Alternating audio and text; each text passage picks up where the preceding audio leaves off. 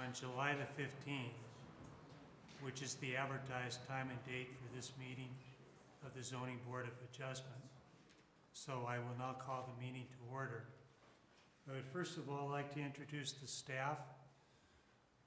Lady on my immediate left is Lori Casey, Planning Director. Next to Lori is Dylan Pipinich, Assistant Planning Director. Across from Dylan is Joella Thomas, Planning Technician.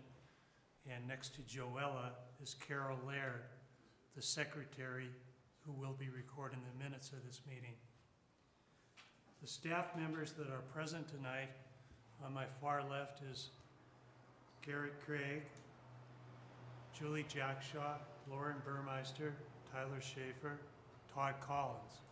My name is Dave Wing, and I'll be chairing the meeting tonight. Last meeting that we had took so long that the minutes never got prepared. There's lots of minutes. So that's not usually a part of our agenda and will not be tonight.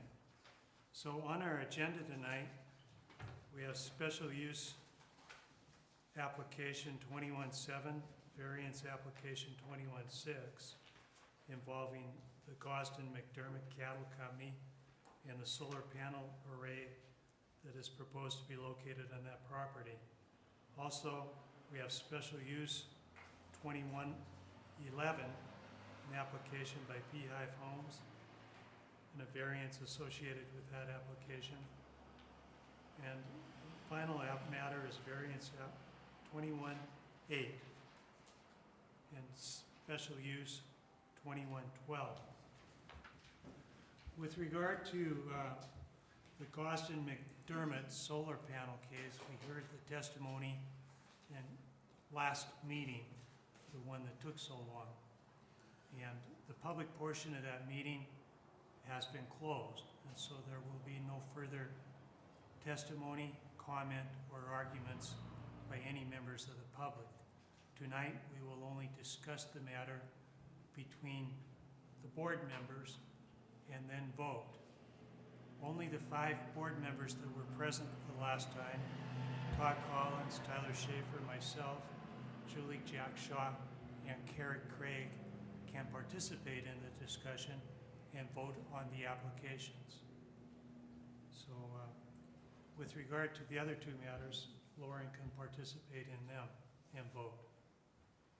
So with regard to the marathon meeting, do we have we've had the opportunity to review, and I for one have appreciated having that extra opportunity to review the testimony that we received and consider the testimony in light of the zoning law that we must apply to the testimony and the applications. But with regard to it, do any board members have any comments? Would anybody like to speak? Mr. Chairman, I would like to speak, please. Okay, I just want to thank everyone for being here tonight, but more importantly, being here last month. That's community engagement at its finest. We have good people on both sides of this issue. We are very passionate people on both sides of this issue, with good arguments on both sides of the issue. That being said, in almost every decision that this board makes, we have winners and we have losers. As a board, we usually try to strike a balance so that all parties can walk away feeling satisfied with our decisions and move forward. With a case like this, though, there just doesn't seem to be a balance that can possibly be struck without causing very hard feelings on one side or the other. We can approve this solar farm, and the proponents will be able to move forward with a really large green energy project that definitely has the potential to transform energy in Butte as we know it. I do feel as though that decision could come at the detriment of most, if not all, of the neighbors' views and their peace and quiet that they enjoy currently. I believe personally that this project would be a great step forward for a green energy economy. It would also take a huge load demand off of an extremely large consumer of power in our area, which benefits all of us. We do have other very large consumers of power locally in our area, MRI and REC being two of the largest in the state. Both of these companies produce many jobs that definitely contribute to the prosperity of our community. Although this project promises to bring a large number of initial construction jobs to our area that we can all benefit from, I believe the lasting permanent jobs don't necessarily justify the possible intrusion into the neighbor's view shed, their peace, and their quiet that they currently enjoy. I just don't think it's fair to these neighbors to ask that what they currently enjoy now be transformed, within the next year to something they've never seen before. And frankly, most people in this country have never had to live around. When solar farms are in neighborhoods or in cities, they're small, they're tiny, not tiny, but they're not of this size. This is a massive, massive project. In my personal opinion, I could have seen myself getting on board with a smaller version of this project, without a doubt. If we could do a few hundred acres, possibly tucked away behind the current MSC facility, away from the view sheds of most of these neighbors. I know we could never please everyone, but we could probably minimize the effect on most of the people. I believe the way it's set up now, it intrudes on just about anyone who, whether they live by it or they live further down the valley, they're gonna need to drive by it on a daily basis, look at it. I don't think it's necessarily ugly by any means, but it's also not something that you're gonna enjoy to look at. There are neighbors who, as we've heard in testimony, are within yards of this, out their back door. I just don't think it's fair that they bought a property for a certain view that they were accustomed to, understanding that there was potential always to develop that into a residential neighborhood. It's zoned for that. It could be that any day. I don't think anyone could argue with that. I think that would have, a subdivision in this area, it's not ideal, I'm sure no one would like to look at a bunch of houses when they're used to looking at a nice, beautiful pasture of elk and deer and cattle, but it's just not the same. And I don't see a reason why we can't fit a project like this in our numerous industrial areas. We have plenty of dead space at MRI. We have plenty of dead space uptown in our old mine areas. We have plenty of dead space out towards Mill Creek by Anaconda. There are just numerous places this could go where it doesn't really affect anyone, and people would welcome it with open arms. As a board, 2 months ago, we shut down a project that was a battery storage facility that I think the impact on that, correct me if I'm wrong, was about 10 acres with some landscaping around it, and the neighbors, for good reason, did not want that in their view. They did not want to look at that. They didn't want to deal with that. And I think they had a decent argument. And as a board, we voted unanimously to say, no, it doesn't belong here. I just don't know how as a board we can turn around and say that would be more intrusive than this.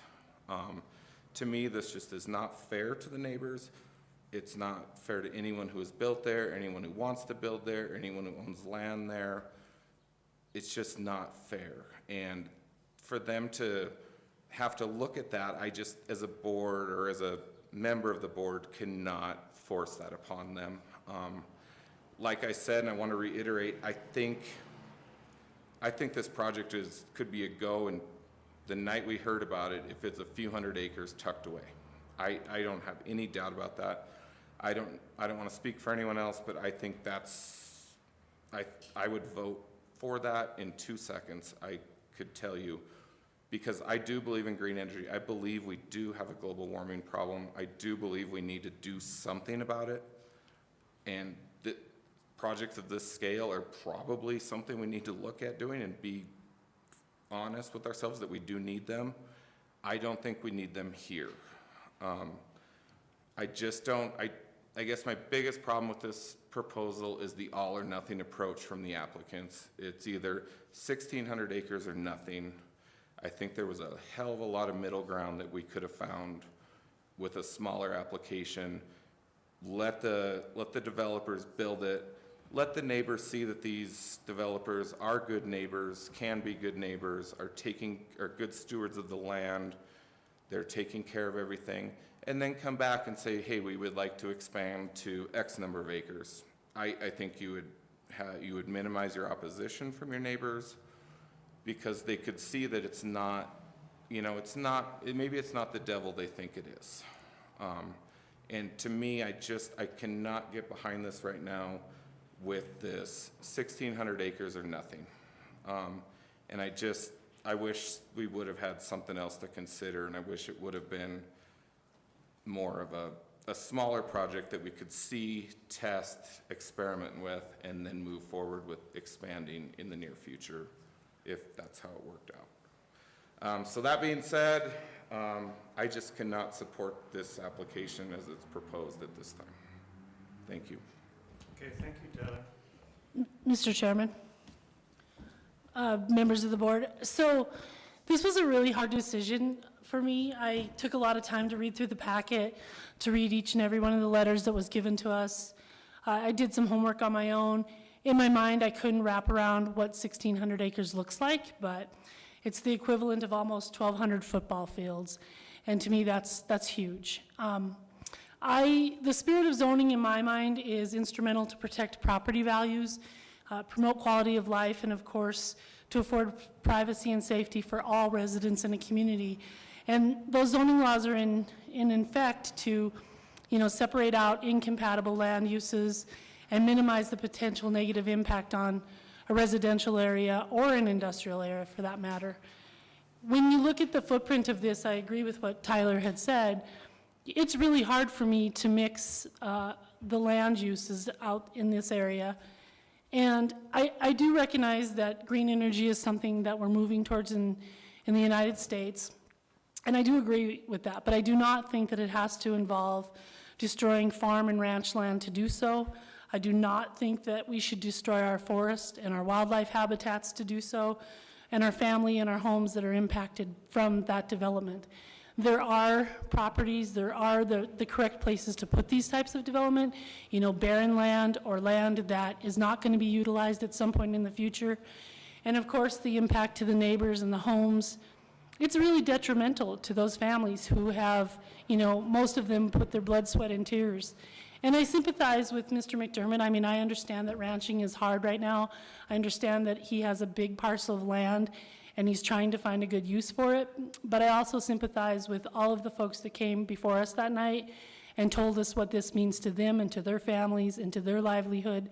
And I can't just turn away from that. Even for economic development, for the community, I can't turn my back on all of those citizens. And so for that reason, that and the concern over, like, if you read about solar, it's not really the trend of the future is what they're saying.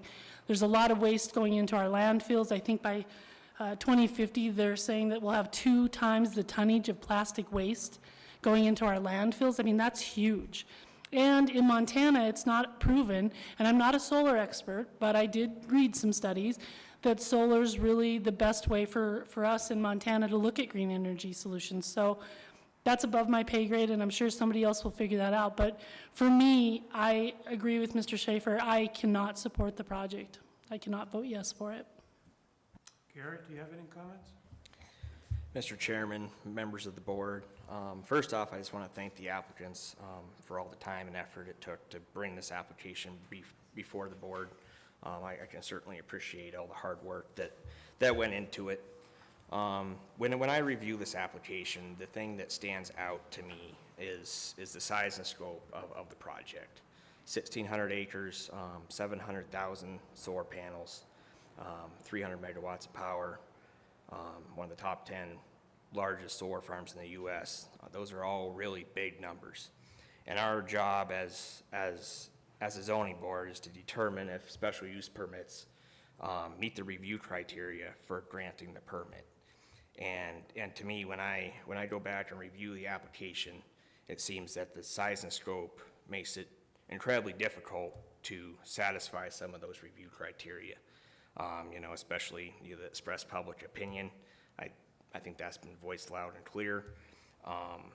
You know, whether the public health and safety, whether it fits into the surrounding neighborhood, like Mr. Schaefer alluded to, a smaller project that was, you know, a few hundred acres, I think would be a lot easier to approve and move forward with, because it presents a number of different options in terms of solar panel layout, working with the neighboring properties to be able to make that, you know, a safe and viable and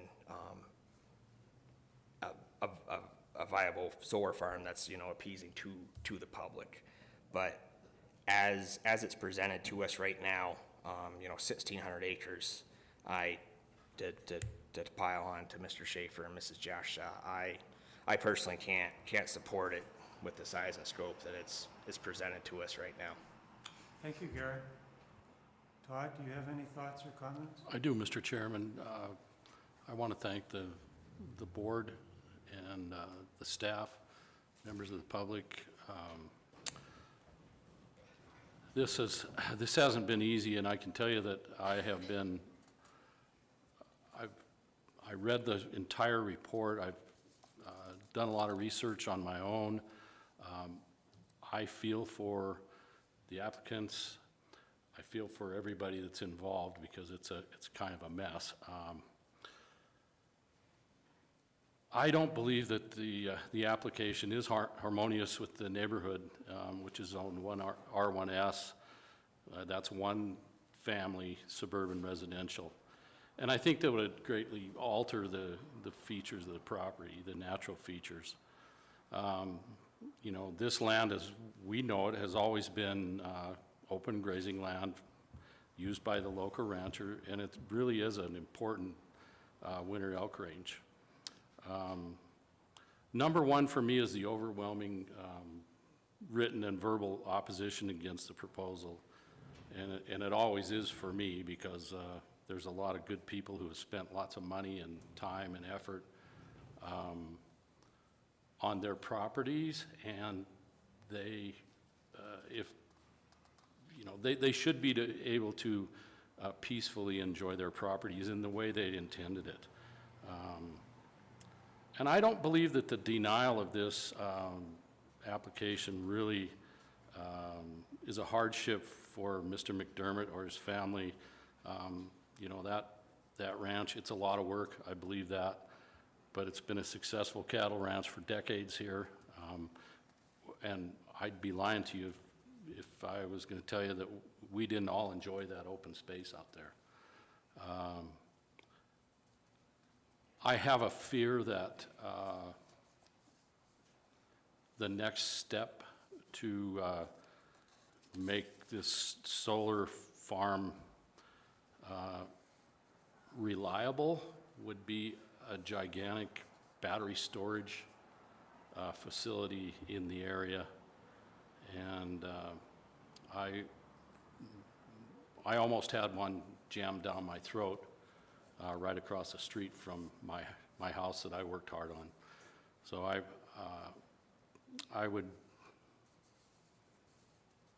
really would like to see this in a smaller scale. Like Tyler mentioned, it would be a whole lot easier to swallow.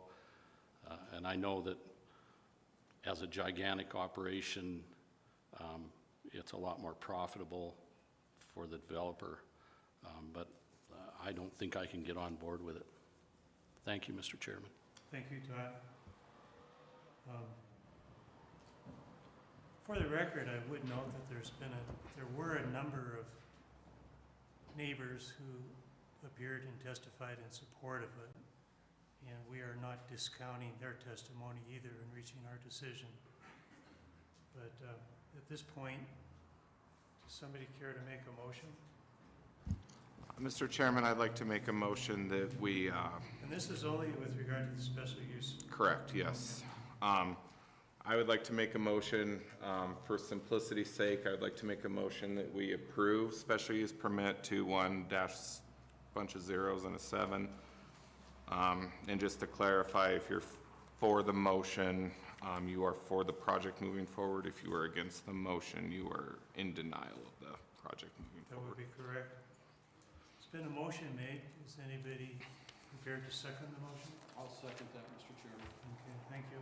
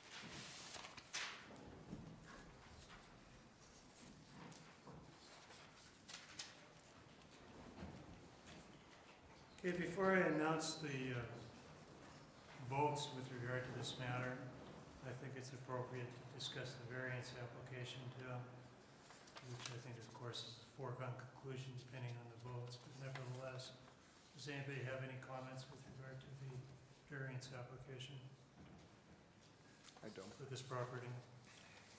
Okay, does anybody want to make a motion with regard to the variance application? Mr. Chairman, I would like to make a motion that we approve variance application 216. Is there a second to that motion?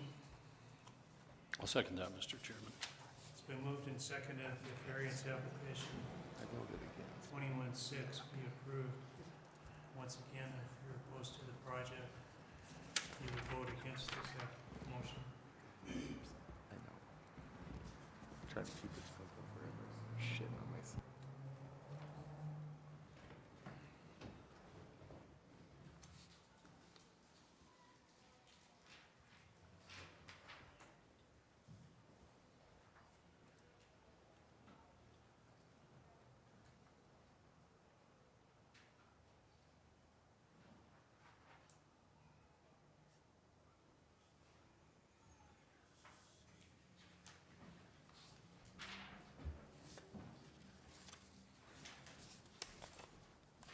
Thanks, Julie.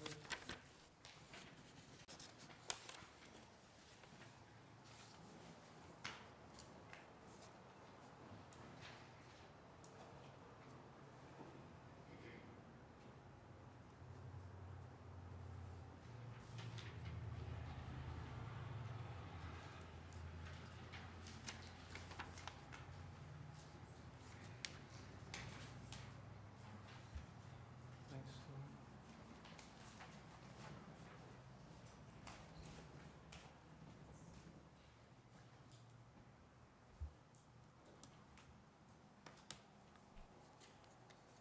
With regard to special use permit application 21-7, all 5 votes are against the motion for approval. That means that the application has been denied.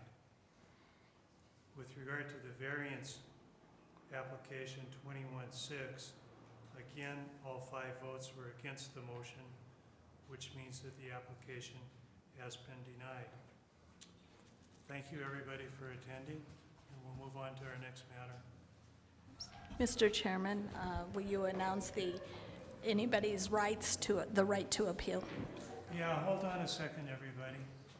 I forgot to advise, as Lori just reminded me, that anybody that opposes our vote tonight is permitted to challenge our decision by filing a petition with the district court.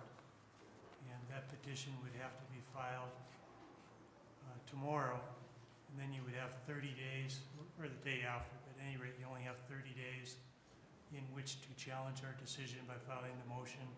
Day one would be tomorrow. Thank you.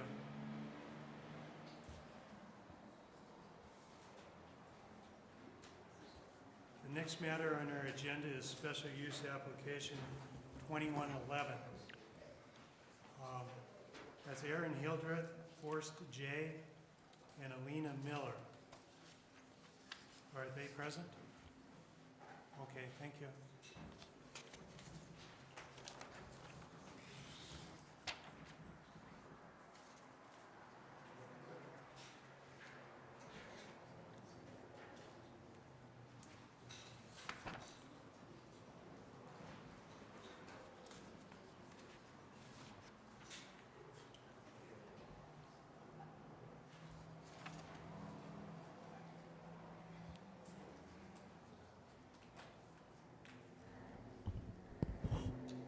Does the staff have a presentation with regard to this matter?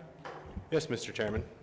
Mr. Chairman, members of the board, special use permit application 2111 and variance application 2117 is by Beehive Homes. And it's a special use permit application to construct 3 assisted living facilities on a vacant lot per section 1738-170 special use permit. The proposal, as I said, they're proposing to construct a new assisted living facility, 3 buildings that would provide 57 living units. Applicants are proposing to install associated parking lot and landscaping improvements with the exception of a couple variance requests that are addressed in that variance application.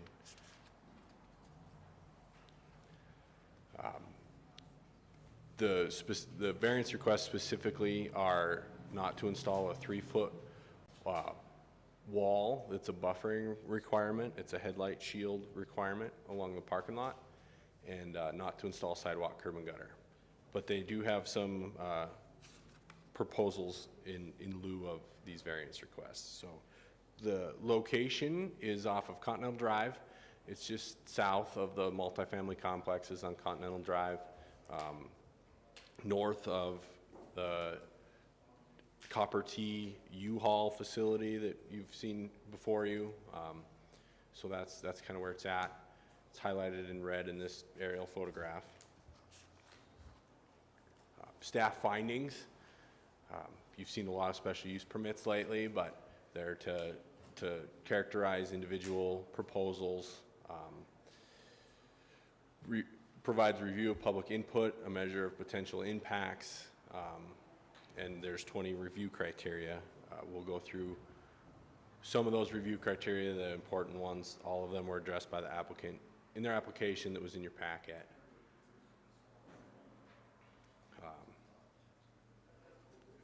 Again, so we'll evaluate the pertinent criteria. Go ahead, Josh. It's zoned R3. That's of significance to note here. Multifamily residential zone. And assisted livings are very similar to multifamily complexes. Go ahead. So some of the review criteria. The location, character, and design of adjacent buildings. As I've stated, the multifamily complexes, there are some that have been there for a while, some that have just recently been constructed in the last couple of years. The Meadowlands apartments, the Copper Ridge apartments, the Aspen apartments, they're all located to the north. And again, the Copper T and the U-Haul place is to the south, and to the west is Country Club Estates and single-family residences over there. Criteria C. Substantial changes that have occurred in the surrounding land uses since the adoption of the ordinance. This has been zoned all R3. Other than that U-Haul business, there hasn't been any development that isn't consistent with the R3 zoning. It's all been multifamily residential uses.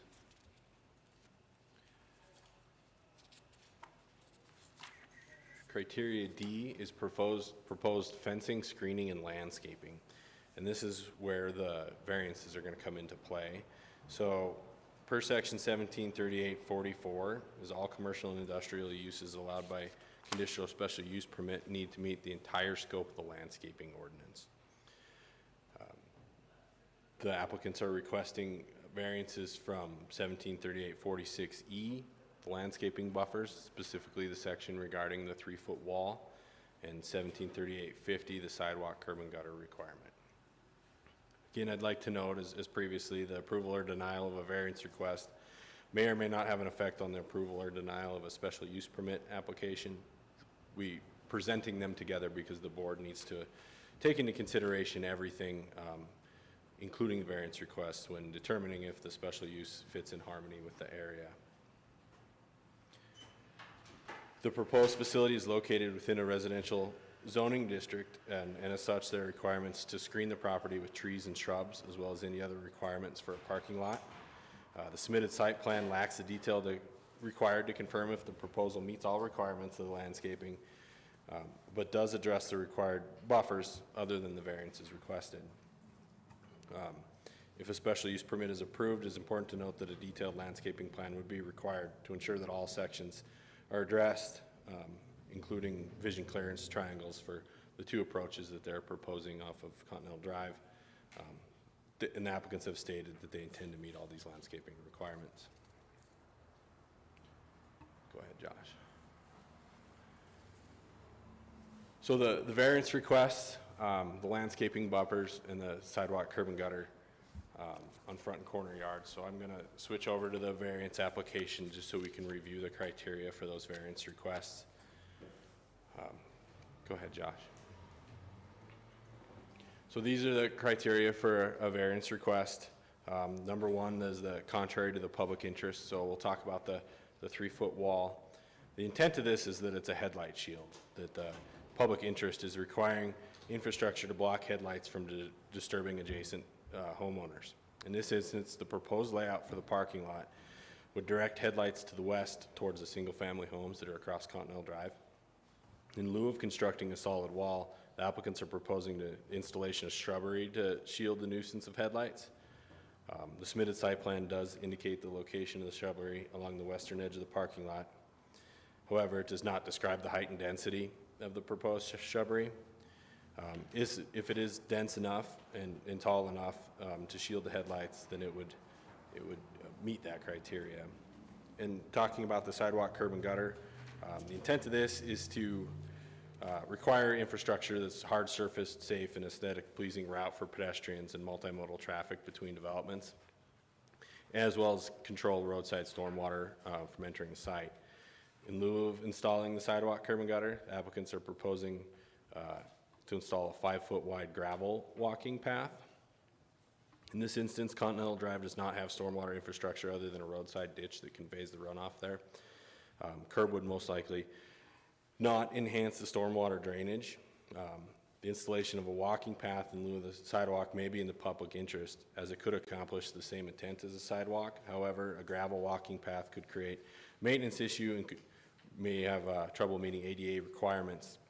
It should be noted that there is a paved path on the other side of Continental Drive currently. So a paved path would probably fit better into the neighborhood than the sidewalk, meeting the same intent.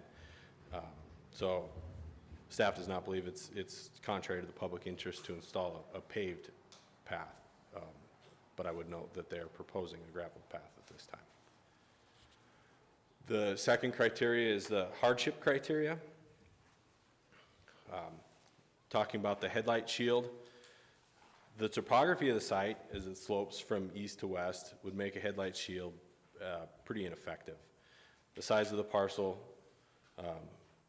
doesn't prohibit the installation of a solid wall, but the topography may render the wall ineffective, and therefore installing the shrubbery right next to the parking lot would probably be a better intended use for that.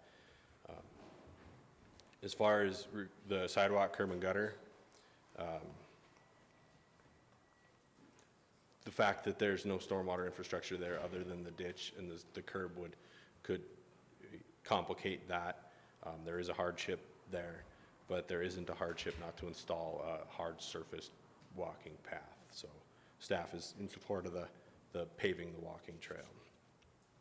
Criteria 3 is the spirit of the zoning ordinance. So,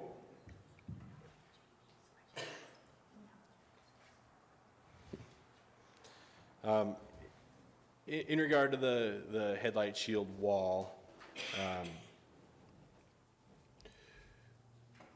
it is in the spirit of the zoning ordinance to block those headlights. Because of the topography and the hardships that we've talked about, it's probably better intended that the landscaping buffer accomplish this.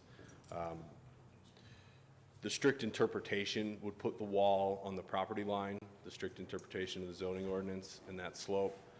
The parking lot isn't on the property line. So by evaluating this individual application and their proposal, it's not really special consideration. It's they're actually intending to accomplish the spirit of the zoning ordinance. So that staff believes that is in the spirit of the zoning ordinance. And the same goes for the sidewalk, curb and gutter. The spirit of the ordinance is to install that public infrastructure for multimodal traffic, and a paved path would do that. Go ahead, Josh. So in conclusion of the variance application, staff believes that they meet all the criteria. So I'll keep going with the special use permit application. Criteria F is next. That's proposed vehicular access. They're proposing 2 approaches to Continental Drive with associated parking to accommodate the facility. The proposal includes drive-up, zero curb entrances at the front of the building, meeting all ADA requirements. They are expecting 8 to 10 vehicles on the site during the daytime and 2 and 4 at night, depending on staff. Go ahead. Criteria H is proposed signs and lighting. The applicants are proposing a monument sign on the street, as well as a wall sign. The submitted site plan does not address the location of the monument sign or address illumination. To the extent that the application is approved and to be consistent with the neighborhood, staff believes that the signs should not be illuminated. It should also be noted that the monument signs need to not obstruct the vision clearance triangle. Potential nuisances is criteria I. So this is interesting. That's in the R3 zone because assisted living facilities are very similar to multifamily. The difference between them really is that they provide some service to the residents that live there, but they're also not necessarily as busy as multifamily housing is. So really offset that in that regard. So as far as adding the nuisances, employees coming and going could increase traffic and stuff like that. But as far as the multifamily residences to the north, it wouldn't really be noticed. Criteria N is that the use conforms to the comprehensive plan. The comprehensive plan is suburban mixed place type.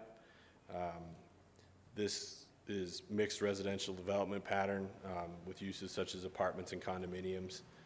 Institutional facilities are also listed in here, so staff believes that this is in conformance with the comprehensive plan. S is the compatibility of the proposed project with existing adjacent building structures, etc. Again, there are several multifamily complexes located in the area. So it's very similar in nature to what's in the neighborhood.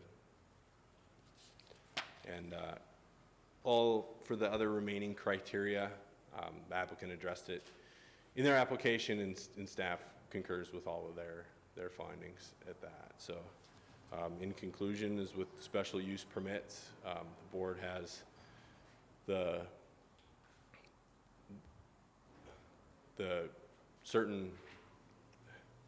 information provided to the application and review criteria, the public opinion. The board must determine that the applicants have presented evidence to the satisfaction of the board and that would not be undue detriment. So they have two choices: deny the application and give reasons for the denial in writing, or approve the application. The zoning officer will issue zoning compliance certificate. And of course, just like the rest of them, you have 60 days to do so. So I would welcome any questions from the board, Thank you, Dylan. if you have any. Any board members have any questions of the staff? With either regard to the special use permit or the variance? Yeah, Mr. Chairman, I do have some questions. So first, in regard to the proposed path in lieu of a sidewalk, is that within the MDT right-of-way, or would that be on private property? I can't quite tell from the site plan. Mr. Chairman, Mr. Burmeister, it would be them to determine the location to be approved. Continental Drive is an MDT, but it's controlled and maintained by Butte-Silver. So I would ask that Butte-Silver approve the path plan. Okay, and then as a follow-up to that, then would the landowner have the same maintenance requirements as a typical landowner would have it in regards to maintaining the sidewalk, or in this case, a trail in front of their property, or would that potentially be the requirement of Butte-Silver or MDT or some other public entity? No, I get it. Mr. Chairman, Mr. Burmeister, they would be required to maintain the path like a sidewalk. Okay. It'd be in lieu of a sidewalk. It'd basically be the same. I don't have any further. Thank you. And no other board members have any questions? Okay. The applicant now has an opportunity to come forward and present its case in support of the application, if you care to do so.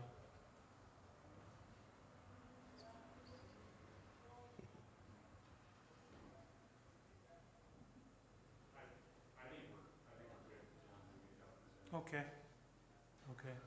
So the applicant has chosen not to provide additional, yes, sir. Well, if you could come forward, if you're going to speak, please, and speak into the microphone, which needs to be turned on. There's a little icon. Okay. With the walking path, there isn't a connection on either end, on the north or the south. And so it's a sidewalk to nowhere, ultimately. So that's where we were kind of talking about making it I just don't know how many people would actually cross the road to walk that section of that. Plus, it's a big cost to maintain and to build. So that was our thought on that. And then instead of doing it all at once, we would just build it. Like, we're going to build these in phases, not all at once. So we would build, if we needed to put a walking path there, we would build that in phases as we expanded through the property as well. Okay, so thank you. Could you identify yourself for the record, Oh, please? Aaron Hildreth, Aaron owner of the Hildreth, Beehive okay. Homes. Thank Yeah, you. Do any other representatives of Beehive Homes care to speak? Okay, not hearing anybody, we'll now ask for public testimony in support of this application.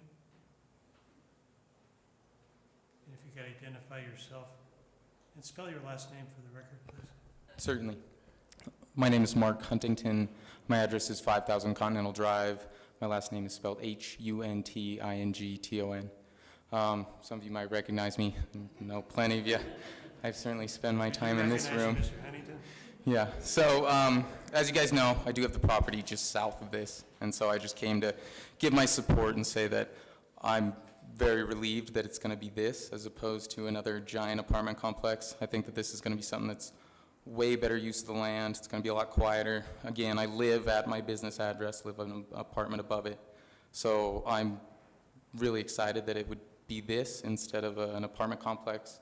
As far as the walking path goes, it does seem kind of goofy because it is a path to nowhere. It's essentially from the edge of where I enter my property to in front of the Athertons, which is, seems kind of goofy. I certainly would like it, especially if eventually we could get a path that extended all the way down. Then someday when I make my children walk themselves to school as opposed to me driving them, they don't have to cross Continental, and anytime we go for a walk, there's no crosswalk near us. We pretty much have to cross it right out in front of my property. The speed limit changes to 45 miles an hour right in front of my property, so, I'm like, there's definitely people going 60 there. But, so as far as the path goes right now, it seems kind of silly to have a path, and, you know, as he proposed, doing it in phases, that seems like a good thing. I don't know what there is as far as doing something about the path extending all the way to where Holy Spirit Church is, where the path then crosses back over to the other side of the road. Some I'd like to see at some point, but as far as it being a gravel path as opposed to a sidewalk, that seems like just a fine thing for me. And again, I'm absolutely in support of this going in over there. It seems like it's going to be less of a nuisance to the entire location than another giant apartment complex would be. Thank you, Mr. Huntington.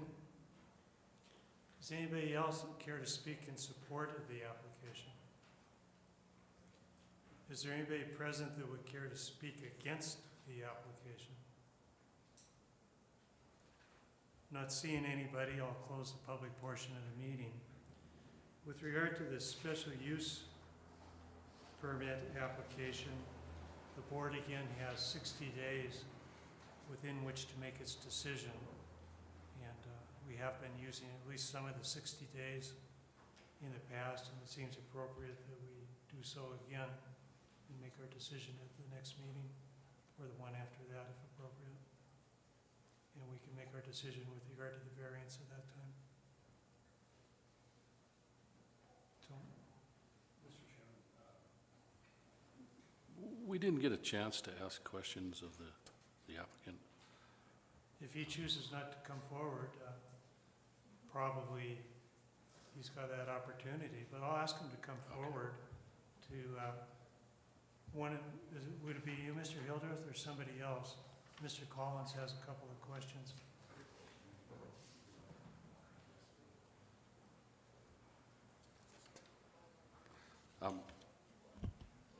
Mr. Chairman, Mr. Hildreth, this isn't really a question, but I have some words of wisdom that I think are important. Maybe I'm all wet, but my mother lives right behind the Holy Spirit Church, 4100 East Lake, which is, you know, pretty close to the highway. Have you considered moving your buildings closer to Continental and have the parking in the back so that they're further away from the noise? It's almost unbearable at her house, and, you know, they put up trees and all kinds of stuff, and with the amount of traffic, and it just, I wouldn't buy my mother's house knowing what I know. You know, it would serve a couple of purposes. You could park in the back. This would actually make the safety of the residents, make them a lot more safe.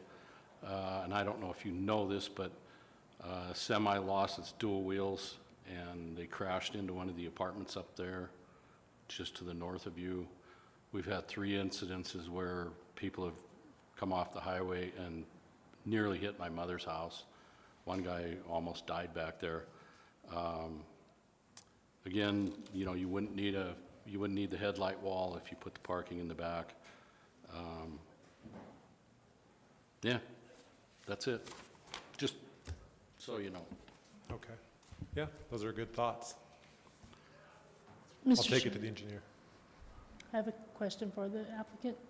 Have you answered the question to your satisfaction or responded to it? Yeah. Okay, then Ms. Jackshot can ask a question.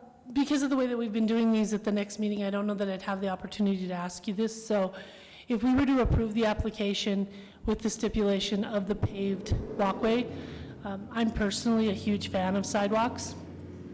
And so for me to make that agreement with you that the paved walkway would at least happen, I want to know that you are willing to agree to that as a condition if we were to approve it moving forward.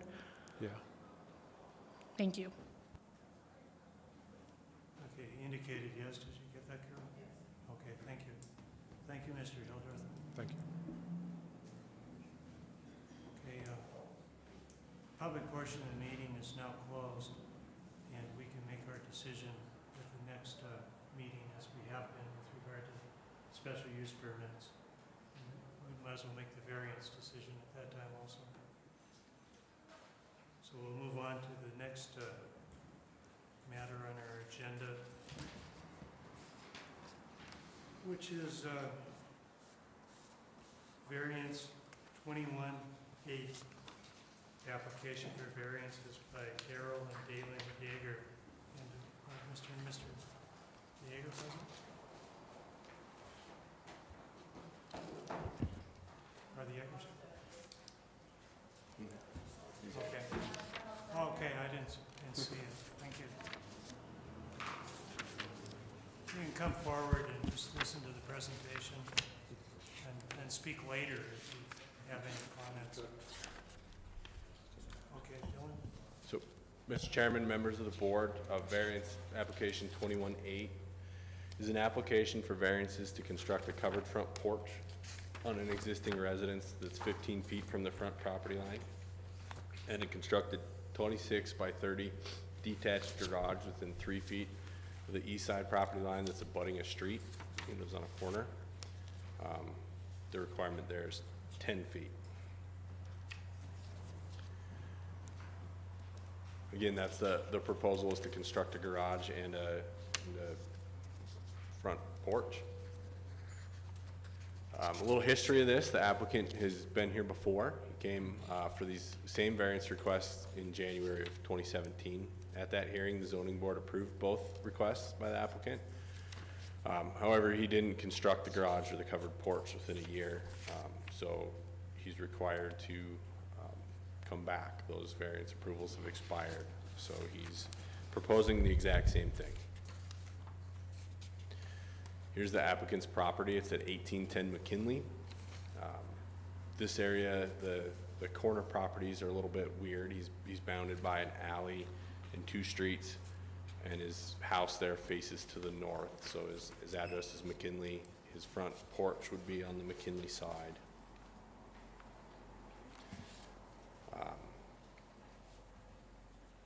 So the staff findings: the front yard setback for the R2 zone is 20 feet. He's proposing to go to 15 feet, and then the side yard requirement for the garage is 10 feet, and he's proposing 3 feet.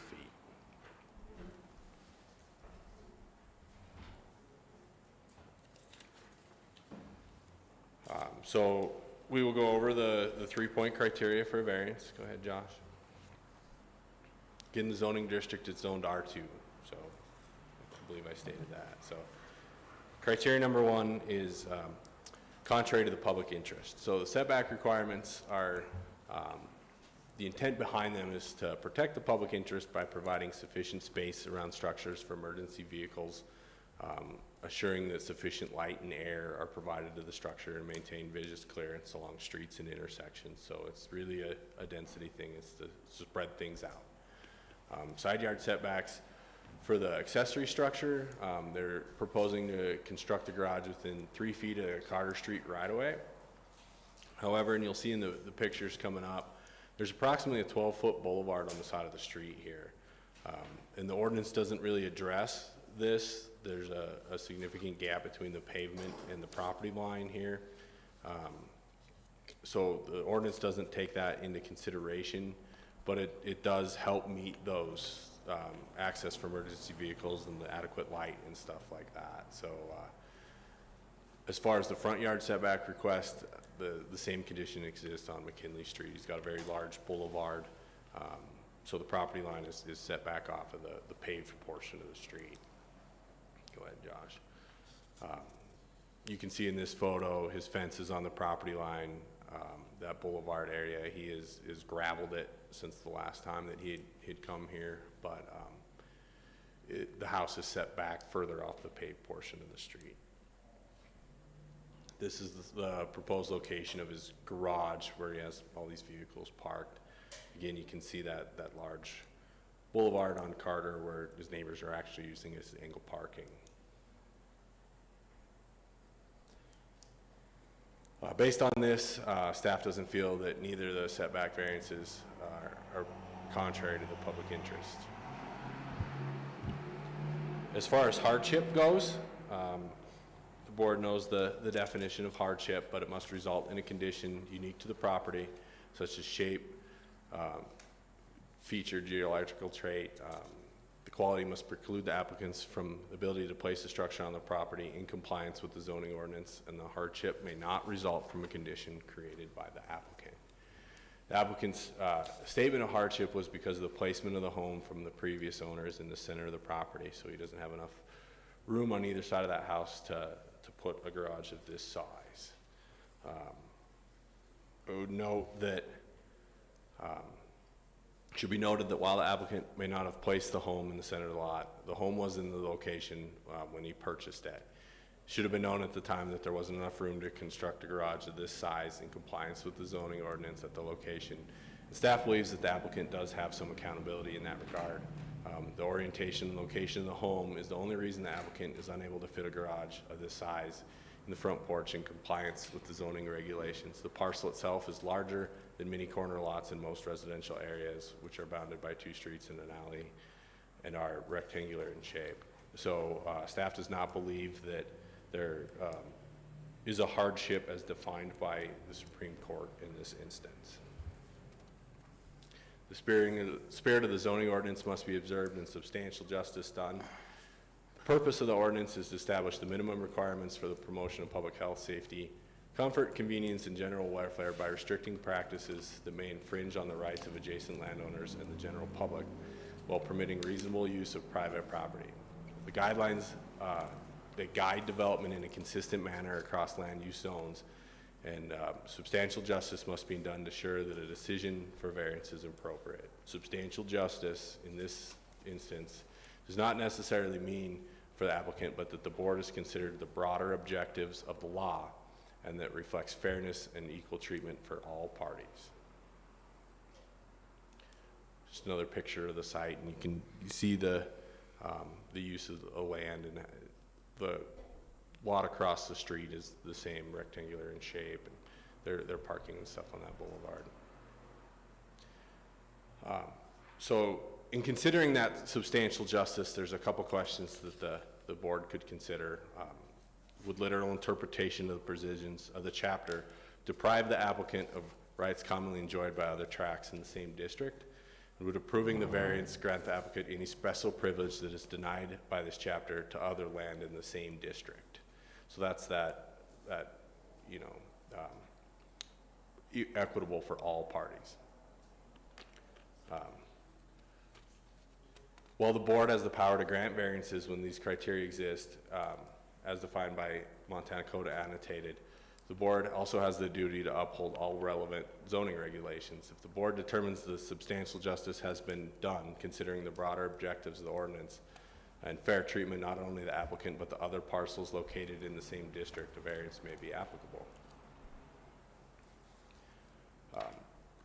So commenting on that public health and safety, the proposal does not impede in any vision clearance triangles or encroach in any neighboring structures that make access or adequate light and air concern.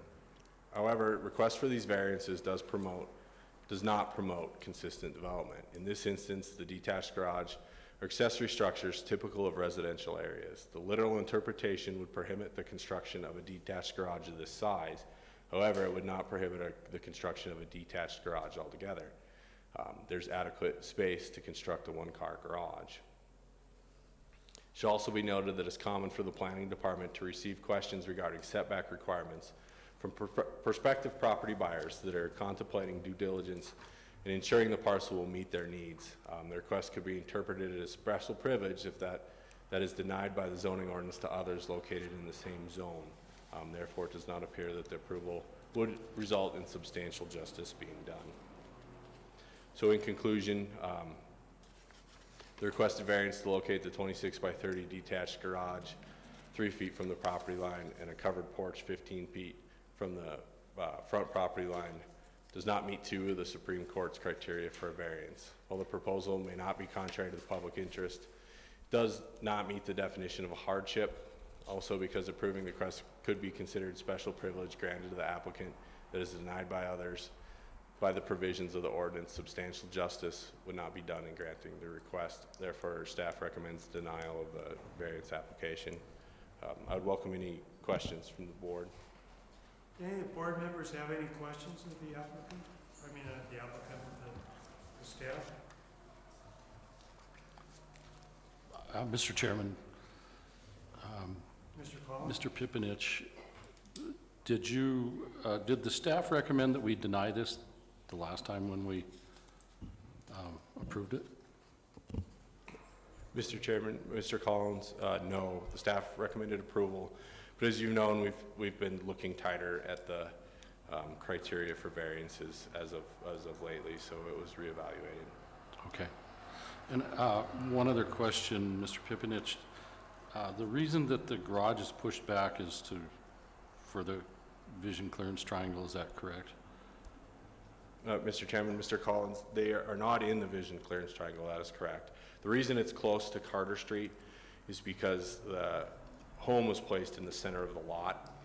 So to get the garage of this size, he had to go closer to the street side of the Okay. property. I was just wondering why it was, is that Carter Street, the one where the steps come off the house?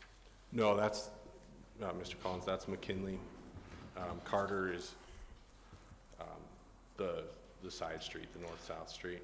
Okay. So the garage would be closer to Carter Street, and the driveway would go on to McKinley. Okay. All right. Thank you. Any other board members have any questions? Mr. Chairman, Mr. Pipinich, would the same criteria apply if this was an attached garage rather than a detached garage? And would this still be essentially requiring a variance if it was an attached garage? Mr. Chairman, Mr. Burmeister, yes, the setback requirements on that side street would still be 10 feet. And has staff had any discussions with the applicant about modifications to the application that could be in conformance with zoning ordinance? Mr. Chairman, Mr. Burmeister, I've spoken with the applicant several times. Their submittal was just what they had submitted last time. Yeah, we've had several discussions. Okay. And then one final question. So there really is kind of two different proposals, but when in one application, and it appears we either approve or deny both the porch and the garage together, and there's no splitting of this. If, for example, we wanted to approve the porch but not the garage, is that something that would be allowable? Mr. Burmeister, yes, you could. So he's two variance requests within one application. You could keep them independent of each other. Thank you, that's all. Thank you. Any other board members have any questions of the staff? The applicant now has an opportunity to present his case in support of his application for a variance. And identify yourself before you speak, please. Daryl Yeager, Y-A-G-E-R. I had it approved before. I had a pacemaker put in, so I couldn't do it in that year. Had some other medical problems, so I didn't do it. So I tried to do it again now because I'd done some other stuff in the meantime. And the house, the garage will sit back behind the house, so it's only closer to the one to keep the intersection so you can see. Okay. Thank you, sir. Yep. Now, with regard to public testimony, is there anybody present that would care to speak in support of the application? Not hearing anybody. Is there anybody present that would care to speak against the application? Again, not hearing anybody, I'll close the public portion of the meeting and open it for board discussion.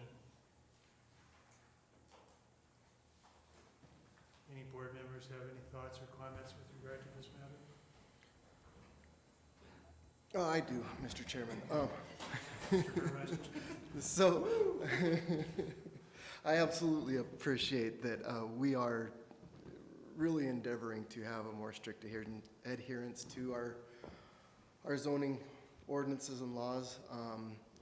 I think it's important as we continue to grow that we do that in a consistent way, and we apply the law consistent to each applicant.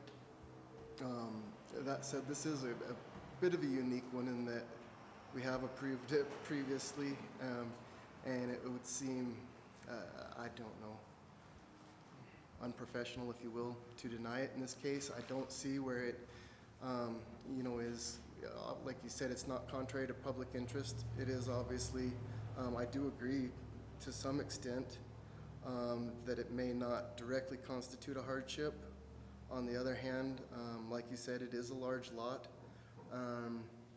and the position of a house can pose a lot of problems. And I know, just speaking from experience, you don't consider all aspects when you buy a home, and thinking about the position of how the home sits and the fact that you might want a garage someday, realizing that you've got a thin border around your entire house might preclude that.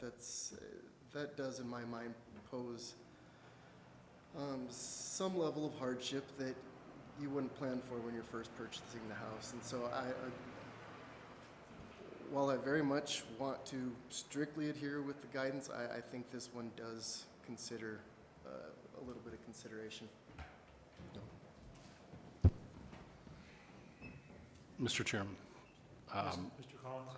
I echo Lauren's testimony there, and I would concur with what he said, and probably alienate myself more from a few more that have any power in Montana. Pardon me for that? It's okay. I'm just rattling. But yeah, I would concur. Mr. Chairman, I don't know if there's more discussion, but I would make the motion to approve variance 21. I would like to see if any other board members have any comments. Tyler, none from you? No, none from you, Garrett? Go ahead, Joe. 21-0000008.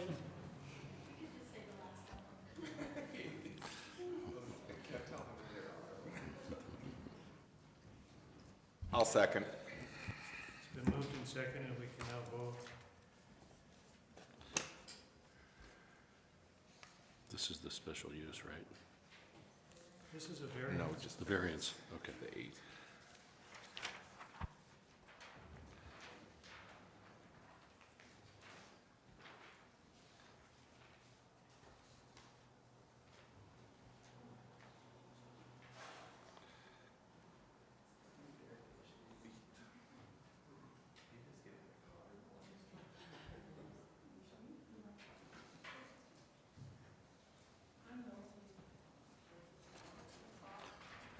Yeah, it's,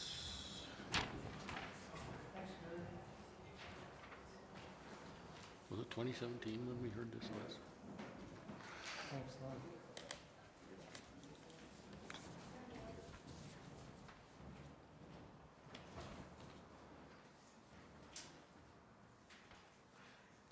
There are 5 votes for the motion and 1 vote against the motion.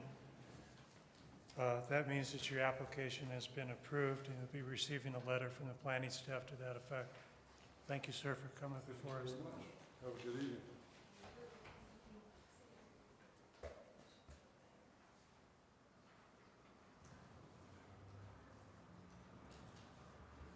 The next matter on our agenda is special use application 2112, application by Ronald and Linda DeWitt and Chad Crahill of Bridger Tower Corporation. Are the applicants present?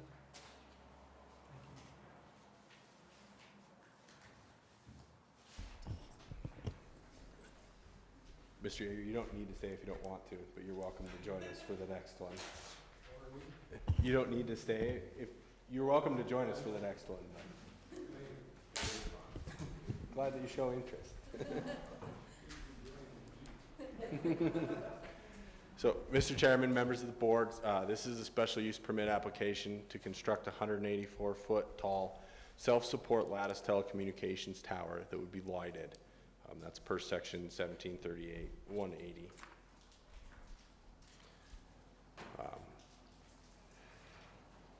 To add to that, the compound would consist of a 50-foot by 50-foot fenced area and a 20-foot wide access easement to North Montana Street.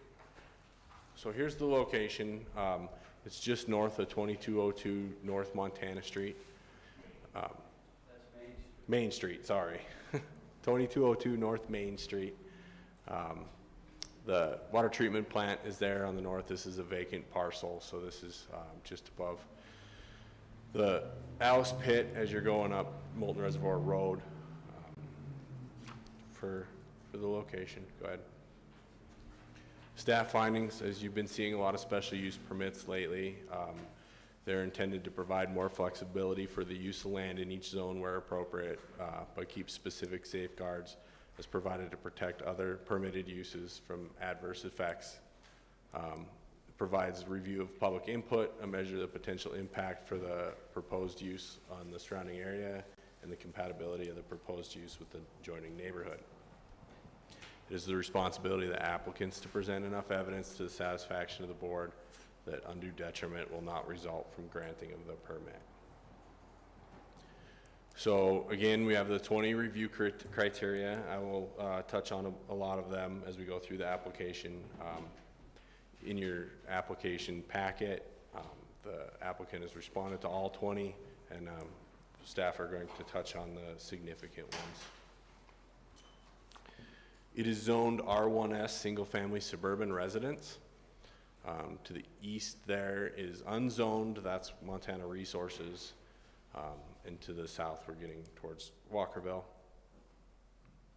The location, character, and design of the adjacent buildings. The two buildings closest to this site are residential homes. One is of the applicant. And then to the north, go ahead, Josh, is the water treatment plant. So this is North Main Street. And these shots kind of show the surrounding view. Criteria C is substantial changes that have occurred. Any development has been further up the road, mostly on Molten Reservoir Road, and it's all been consistent with the R1S zoning designation. Has been mainly single-family homes on larger tracts. Proposed fencing, screening, and landscaping.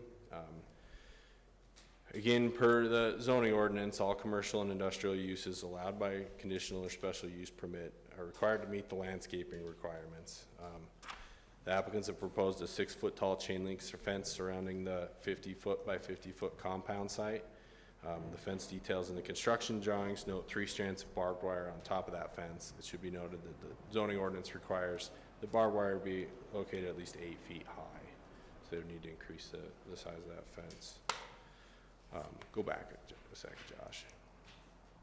To the extent that this request is approved, they would need to meet all other all requirements from the Chapter 1738 in the zoning ordinance, including landscaping buffers. I would note that they are proposing to lease a 100-foot by 100-foot area. The zoning ordinance evaluates the entire parcel size for the landscaping requirements and not just leased areas. So that the whole parcel size would be used to calculate the landscaping requirements. And again, they would have to, if approved, to supply a detailed landscaping plan that shows they meet these requirements. Go ahead, Josh. Criteria F is the proposed vehicular access. That's on North Main Street. They're proposing an approach onto North Main Street. Criteria H is proposed signs and lighting. They've stated that the FAA would require that the structure be marked and lighted in accordance with FAA Advisory Circular 7461M dual lighting. From what I can tell, this requires that the towers equipped with medium intensity flashing white obstruction lights for daytime and twilight and red lights for nighttime to make the tower visible to pilots. So it would have lights on it all day. Criteria I is potential nuisances. The first potential nuisance that staff would identify is the visual impact of such a large communications tower in a residentially zoned area. There is the water treatment plant to the north, but other than that, most immediate neighbors are residential homes, but one is that of the applicant. North Main Street and Molten Reservoir Road. access many residential homes in an area that has seen a fair amount of residential development in recent years. There are 4 single-family homes within 500 feet of this subject parcel.